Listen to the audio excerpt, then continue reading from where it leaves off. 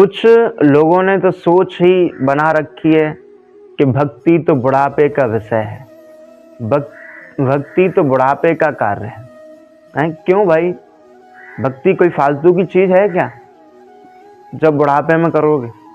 भाई जब और काम आप जवानी पर कर रहे हो, बाल अवस्था में कर रहे हो, किशोर अवस्था में कर रहे हो, तो फिर भक्ति करने में क्या आपत्ति है, क्या विपत्ति है? और भाई भक्ति करना, भगवान की सेवा करना, भगवान का नाम जप करना, ये तो मानव का परम कर्तव्य है, ये मानव जीवन का चरम लक्ष्य है। और आज के लोग कहते हैं कि भक्ति तो बुढ़ापे में करो। क्यों करें भाई बुढ़ापे में भक्ति? जब शरीर में चलने की सामर्थ्य नहीं रहेगी, जब शरीर में कानों में सुनने की क्षमता नहीं रहेगी, आंखों से देखने की क्षमता नहीं रहेगी, तब भक्ति करें।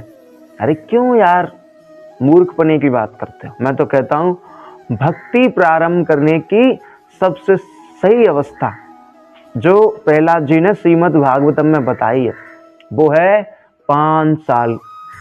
जब बालक 5 वर्ष का हो तब उसे आध्यात्मिक पथ पर चलना प्रारंभ कर देना चाहिए, क्योंकि ये मानव जीवन का परम कर्तव्य है।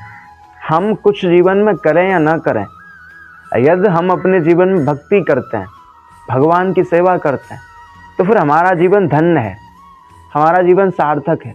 लेकिन यदि हम भक्ति को छोड़कर कुछ भी करें तो हमारा जीवन व्यर्थ का ही है, क्योंकि मानव जीवन विशेष रूप से भक्ति करने के लिए ही मिला है। हम इस धरती पर आए हैं इसलिए कि हम कृष्ण प्राप्ति करें, हम भगवत प्राप्ति करें। पर आज के लोगों का तो यही है कि जब झुर्रियाँ पड़ जाएं शरीर पर, जब आप खाट पर लेटे हों, कुछ काम के ना रहें, कुछ सुनाई न दे, कुछ जीभ से निकले ना मुंह से बाहर, तब आप भक्ति करो। नहीं, जब आपके शरीर में बल है, सामर्थ्य है, तभी से भक्ति प्रारंभ करो। भाई आप नौजवान अवस्था में, किशोर अवस्था में आप कहीं तक जा सकते हैं, किसी भी तीर्थ में आप जा सकते हैं, आप भगवान के भजनों में नृत्य कर सकते हैं, आप मुख से हरे राम हरे कृष्ण गोविंद बोलो, हरि गोपाल बोलो, ये सब रट सकते हैं। बुढ़ापे में ये सब संभव नहीं है।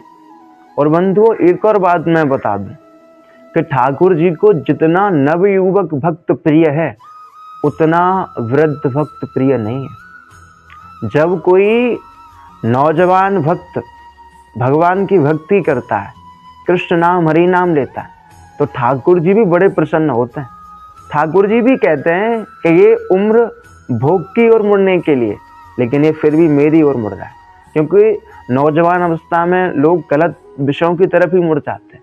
लेकिन जो व्यक्ति किशोर अवस्था में, नौजवान अवस्था में, बाल्य अवस्था में भगवान की ओर मुड़ता है, कृष्ण की ओर मुड़ता है, तो ठाकुर जी भी ऐसे व्यक्ति से बड़े ही प्रसन्न हो जाते हैं। और बंधुओं एक और उदाहरण मैं आपको बताऊं, यदि आप भगवान को ताज़ा फूल चढ़ाते हैं या मुरझाया हुआ, भाई 4-5 दिन आपने रख लिया हो घर पर, वो फूल तो आप नहीं चढ़ाएंगे ठाकुर जी को। आप हमेशा ताज़ा फूल ही भगवान को अर्पण करेंगे। हम कभी भी 4-5 दिन पहले से रखा हुआ पुष्प नहीं चढ़ाते ठाकुर जी को, हम सब ठाकुर जी को नया पुष्प अर्पित करते हैं। तो यही क्या है, जब हम नौजवान होते हैं तो हम नए होते हैं। तो मेरा तो यही कहना है कि अपने नए शरीर को, अपनी नौजवान अवस्था को ही कृष्ण को अर्पण करो, कृष्ण को समर्पित करो, क्योंकि भक्ति ये जवानी से ही प्रारंभ करनी चाहिए, नौजवान अवस्था से ही प्रारंभ करनी चाहिए।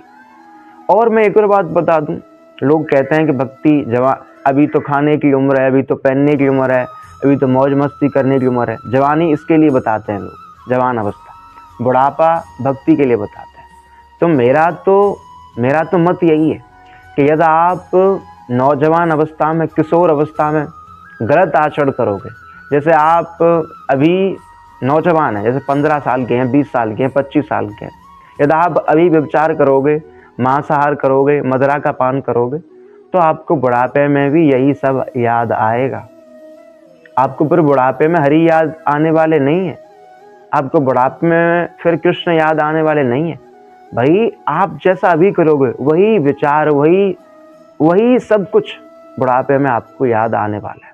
इसलिए मेरा तो यही कहना है कि अभी से ही भक्ति में लगो। और यदि आपके बच्चे हैं तो 5 साल के हैं या उससे ज़्यादा हैं, तो उनको भक्ति में अभी से ही लगा दो। यदि वो आध्यात्मिक बन जाएंगे, यदि वो कृष्ण की ओर मुड़ जाएंगे, तो फिर वो बुरे कर्मों से, बुरे आचरणों से बच जाएंगे। इसलिए फिर कह रहा हूँ, भक्ति बुढ़ापे का विषय नहीं है। राधे राधे।